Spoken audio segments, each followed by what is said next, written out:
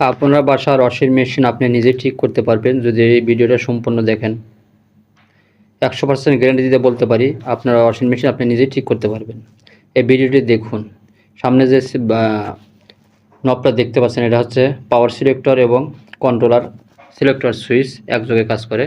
যেহেতু ওয়াশিং মেশিনের সমস্যা, কাস্টমার বলেছিল যে ডাম ঘোরে না, সেটা ওয়াশ বা রেন বা স্পিন কোথাও মোটর ঘোরে না, মূলত হচ্ছে ডামটা ঘোরে না। কিন্তু আমরা টেকনিক্যাল ইস্যুতে বলি যে আমাদের মোটর ঘুরছে কিনা, সেজন্য আমরা স্পিনে সিলেক্ট করে কিন্তু অন করেছি। এখন আমরা একটু সময় নেব যে দেখি আমাদের ডামটা ঘোরে কিনা।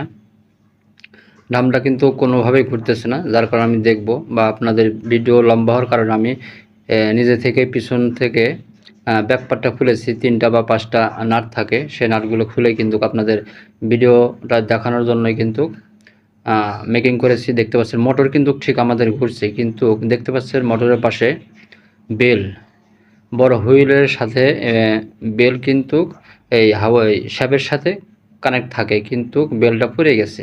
তো বিষয়টা হচ্ছে যে এই বড় হুইলের সাথে আপনি মোটরের শ্যাফটের সাথে আপনি বেলটা যদি পুনরায় উঠিয়ে দেন, সেক্ষেত্রে কিন্তু আপনার ওয়াশিং মেশিন কমপ্লিটলি 100% সাকসেস হবে এবং আপনার ওয়াশিং মেশিনের দাম ঘুরবে। তো এই হচ্ছিল আজকের ভিডিও। এরকম ভিডিও পেতে অবশ্যই লাইক, কমেন্ট, শেয়ার করে পাশে থাকবেন। ধন্যবাদ।